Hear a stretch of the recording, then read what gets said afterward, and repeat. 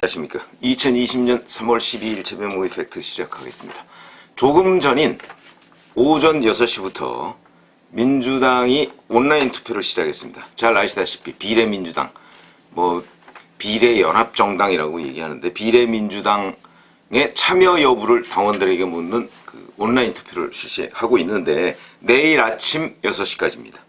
그래서 이 대상은 권리당원 80만 명을 대상으로 하고 있고 이렇게 되어 있습니다. 문재인 정부의 성공과 정권 재창출을 위한 토대를 만들어야 하는 절박한 상황에서 당원 여러분들에게 비례연합정당의 참여 여부를 여쭙고자 한다. 이러면서 이제 찬반 문항은 딱 하나입니다. 이거 보나마나죠.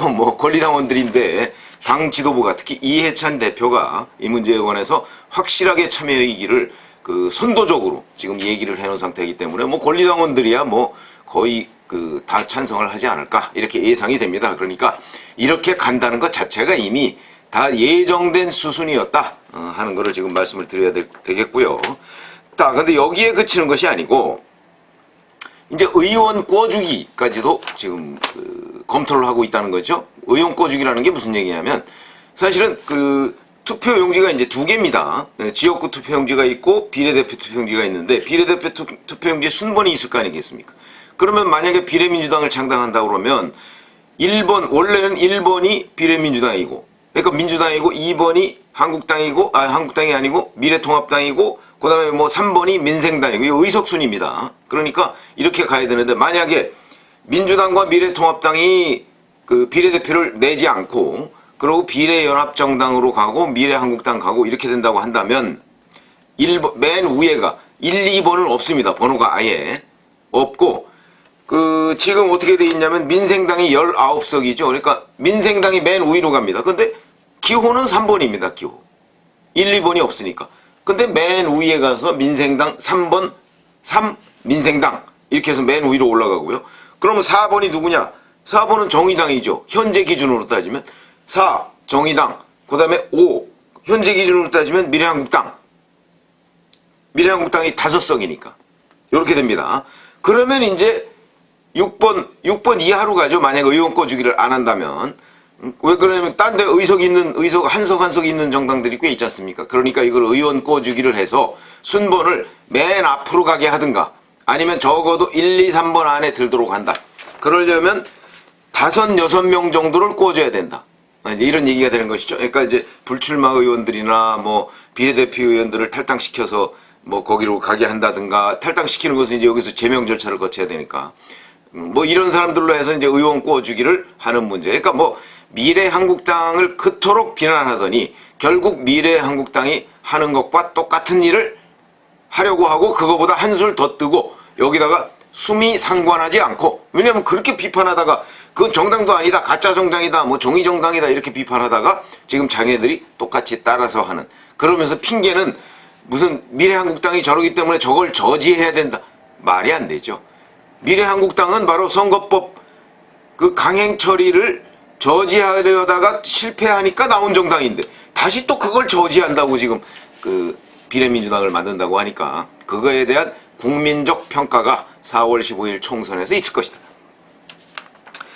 근데 제가 오늘 말씀드리려고 하는 내용은 이게 아니고 바로 이런 문제에 대해서 이제 정의당이 불참을 선언하고 민생당도 지금 내부적으로 논란이 시끄럽습니다. 그러니까 아마 내일 오전 6시까지 투표를 하니까 여기서 결정이야 이미 난 거나 마찬가지고 그 이후에 이제 비례대표를 어떻게 할 것이냐 이런 문제를 가지고 또 논의를 할 텐데 그러니까 벼랑 끝이죠 이제. 왜 그러냐면 비례연합정당에 이제 만약에 이번 주말 지나서 내주 초쯤 되면 이제 더 이상 참여 여부가 만약에 정의당이 참여한다고 할지라도 불가능해집니다. 그러니까 제가 보건대는 정의당은 아마 마지막까지 지금 공개적으로는 참여 안 한다고 해놨지만 이게 의석이 7, 8석이 왔다 갔다 하는 문제입니다. 그렇게 간단한 문제가 아닙니다. 그래서 정의당이 제가 보기에는 언제부터 그렇게 정의에 대해서 충실했는지 모르겠습니다. 잘 아시다시피 조국 사태에 거의 침묵하고 있었죠. 정의를 짓밟은 조국 사태에 침묵했던 정의당이 의석 7, 8개가 왔다 갔다 하는 이 비례연합정당 참여 여부를 지금처럼 계속해서 정의에 반한다라고 하면서 외면할 수 있을까? 저는 그렇지 못할 거라고 제가 말씀을 드린 적이 있는데 현재까지는 제 예상이 틀리고 있는 단계입니다. 그런데 며칠 더 남았습니다. 그러니까 그때까지 끝까지 두고 봐야 된다 이런 말씀을 드리고, 민생당은 지금 내부적으로 논란이 많습니다. 민생당도 공개적으로는 뭐 참여 안 한다고 했지만 유성엽 의원 같은 경우는 진지하게 검토해야 된다 지금 계속 이렇게 주장하고 있습니다. 왜냐하면 거기에도 의석 몇 석이 걸려 있거든요. 정의당이 지금 지역구에서 과연 몇 석을 얻을 것이냐 이런 부분 지금 불투명합니다. 확실한 건 지금 단 한 석도 없는 것으로 제가 알고 있는데, 그렇게 되다 보니까 여기서 의석 몇 석을 얻느냐 못 얻느냐는 거 굉장히 중요하다. 거기도 마지막까지 고민을 할 것이다. 그런데 문제는, 자, 이렇게 해서 이제 정의당이 현재까지 이제 불참한다 그러니까 그 민주당의 이제 권리당원을 중심으로 해서 그 정의당에 대한 흠집내기, 그리고 정의당 사람들이 뒤를 캔다, 뭐 이런 얘기들이 지금 있고 실질적으로 그런 조짐들이 있습니다. 그러니까 민주당과 정의당 사이에 이 그 비례민주당, 비례연합정당을 놓고서 서로 의견이 갈리니까 이제 민주당과 정의당이 싸우게 되는 겁니다. 그러다 보니까 민주당의 권리당원들 전투력이 있죠. 특히 인터넷에서 전투력이 있습니다. 그러다 보니까 정의당의 흠집이 생기면 그걸 물그늘어지고 또 그걸 유포하고 확산시키고 이렇게 할 수 있는 것이고, 그렇지 않더라도 정의당의 흠집을 찾아서 지금 다니려고 한다, 그렇게 다니고 있다, 이런 얘기들이 나오는데 그 실례가 하나 나왔습니다.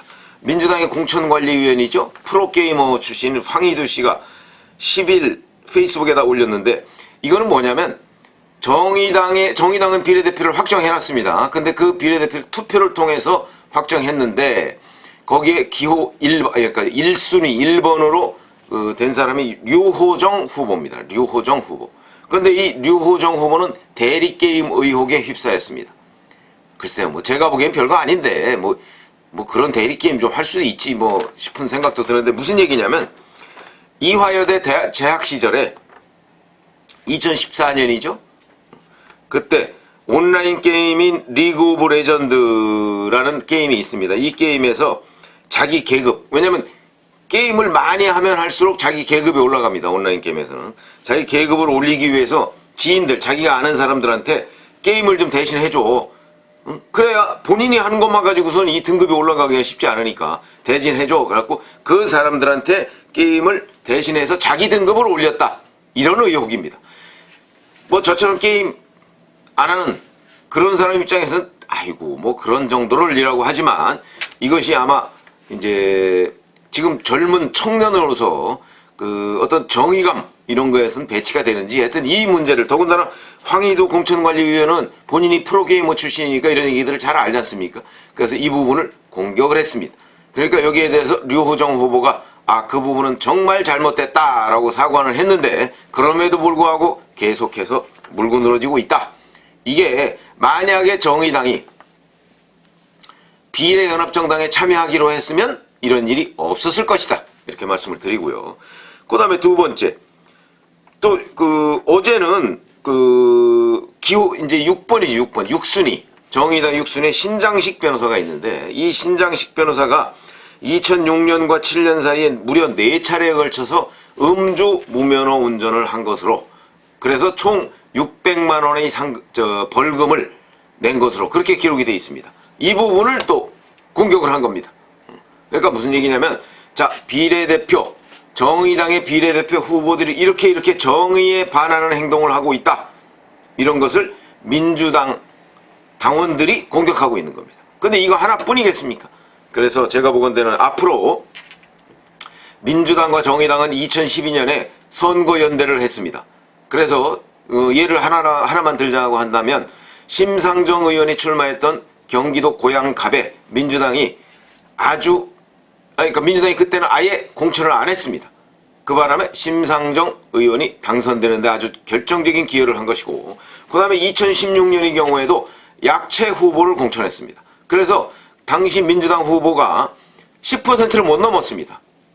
뭐 그 덕택인지 뭔지는 모르겠습니다만은, 그러나 심상정 의원이 결국은 당선이 됐다, 이렇게 말씀을 드리고, 근데 이번에는 2020년에는 그렇지 않습니다. 제가 어제 유튜브를 해드렸습니다만은 노조 출신, 금융노조 출신인 문명순 후보를, 그것도 여성입니다. 문명순 후보를 공천함으로써 문명순 후보가 경쟁력이 꽤 있는 것으로 나타났습니다. 여론조사를 보면. 그래서 문명순 후보와 심상정 후보가 팽팽하게 2위권을 형성하고 있고, 이러다 보니까 1위권을 미래통합당 후보가 차지한 여론조사 결과가 어저께 나왔는데, 이게 결정적인 증거입니다. 이런 것들이 무슨 얘기냐면, 앞으로 총선 과정에서, 그러니까 민주당이 정의당을 더 이상 봐주지 않겠다. 패스트트랙 사태에서는 4+1 체제라고 해서 아주 공고하게 범여권을 형성하고 있었는데, 자, 이제 비례연합정당 창당을 놓고 오늘까지, 내일부터 또 상황이 어떻게 바뀔지는 모르겠으나 오늘까지는 정의당이 비례연합정당에 참여 안 하겠다 이렇게 얘기를 하니까, 비례연합정당과, 그러니까 정의당과 민주당 사이에 전운이 감돌고 있는 겁니다. 그 포연, 대포의 연기가 지금 여기저기서 나오고 있는데, 이것이 이제 연기뿐이랴. 앞으로 잘 지켜보시면 민주당과 정의당의 싸움이 총선 과정 내내, 만약에 끝내 정의당이 비례연합정당에 불참한다면 내내 치열하게 전개될 것이다. 이렇게 치열하게 전개되는 것은 따지고 보면 뭐 미래통합당에 뭐 불리할 것은 하나도 없죠. 왜냐하면 범여권, 이른바 진보연합전선에 금이 가고 있는 상황 아니겠습니까? 그러니까 제가 보건대 민주당과 정의당의 싸움, 이 싸움도 특히 다른 지역에서는 뭐 그 게임이 안 되는 상황이죠. 영남, 호남 뭐 이런 데에서는 게임이 안 되는 상황이지만, 그 수도권에서는 정의당이 그 표를 제법 가져가는 후보가 생길 겁니다. 그렇게 된다면 민주당 후보의 당선에 상당한 영향을 미칠 수밖에 없다. 이렇게 얘기를 해서 앞으로 그 관전 포인트 중에 하나가, 이번 총선 관전 포인트 중에 하나가 바로 정의당 후보들이 수도권에서 얼마나 선전하느냐, 그리고 그에 대한 민주당과 정의당 당원들의 싸움이 얼마나 치열하냐, 이것도 상당히 중요하게 우리가 주목해봐야 될 점이다. 이런 거를 말씀드리고요. 지금 아마 이미 온라인상에서, 그리고 그 실제 민주당 당원들을 만나보면 민주당 당원들이 정의당 후보, 그리고 정의당 비례대표 후보를 공격하려는 움직임이 상당히 있습니다. 이에 맞서서 정의당 당원들도 전의를 불태우고 있는 것들이 보입니다. 왜 그러냐? 비례 후보, 그러니까 정당 득표 가지고도 싸워야 되지만 기본적으로 정당 득표를 가지고 싸우려면 사실은 지역구에서 선전을 해야 됩니다. 지역구에 후보가 없이, 지금 국민의당 안철수 대표 같은 경우는 지역구 후보는 내지 않겠다 그러면서 정당 득표율만 노리고 있는데, 그러다 보니까 일각에서 지금 과연 이게 3%를 넘어야 이제 배분 대상에 들어가는데 국민의당이 3%를 넘을 수 있을까? 이런 의심의 눈초리로 쳐다보고 있는 사람들이 굉장히 많다. 왜 그러냐면 지역구에 출마를 많이 해야, 그래야 비례대표 득표율도 올라갈 수가 있는데, 지금 국민의당은 그렇지 않겠다는 거 아니겠습니까? 그렇기 때문에 제가 보건대는 지역구에서도 정의당이 보다 많은 곳, 특히 수도권 같은 곳, 보다 많은 곳, 그 다음에 노동자들이 밀집되어 있는 지역, 뭐 창원이라든가 울산이라든가 뭐 이런 지역에 그 후보를 많이 낼 가능성이 있고, 그러다 보면 당연히 민주당 후보와 충돌을 하게 돼 있습니다. 그러면 그 충돌이 과거에는 선거연대다 또는 뭐 느슨한 선거연대 정도를 했지만, 이번에는 만약에 정의당이 비례연합정당에 참여하지 않는다면 아무런 선거연대가 없고 4+1 체제는 붕괴된 것이고, 이런 상황에서 정의당과 민주당이 치열하게 싸울 것이다. 이 싸운 결과들이 아마 선거 과정에서, 그러니까 지금까지는 예상컨대는 민주당과 미래통합당 후보가 치열하게 1, 2위를 다툴 것으로 보였는데, 그리고 선거전이 그렇게 치열하게 온라인이든 오프라인이든 전개될 것으로 봤는데, 여기에 하나가 더 추가되는 겁니다. 민주당과 정의당 후보들이 치열하게 싸울 가능성이 높아지고 있다. 왜 그러냐면 정의당이 비례연합정당에 참여를 끝내 안 한다면, 그러나 뭐 그것은 앞으로 며칠간의 시간이 더 있다고 했죠. 그건 그거대로 좀 보고, 지금 이 시점으로 본다면 민주당과 정의당의 수도권 싸움이 시작됐다. 카운트다운에 들어갔다. 이렇게 말씀을 드릴 수가 있겠습니다. 감사합니다.